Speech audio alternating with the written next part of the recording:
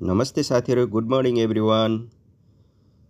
यो जुलाई 1 देखि चाहिँ कुवेत सरकारले नयाँ नियम लागू गर्ने भएको छ। एक्जिट पर्मिट कसरी एप्लाई गर्न सकिन्छ साइल एप मार्फत भनेर देखाउन गइरहेको छु। सबभन्दा पहिला हजुरले साइल एप डाउनलोड गर्नुपर्ने छ र साइल एप डाउनलोड गरिसकेपछि रजिस्टर गर्नुपर्ने हुन्छ। यो प्रोफाइल खुलिसकेपछि हजुरहरूले देख्नुहुन्छ दाहिनेपट्टि येल्लो मार्क गरेको त्यहाँ गएर हजुरले अरबिक ल्याङ्ग्वेज चुज गर्नुपर्ने हुन्छ। हजुरहरूले यो येल्लो हाइलाइटेडलाई फलो गर्नुहोला र हजुरहरूले यसमार्फत एप्लाई गर्न सकिन्छ।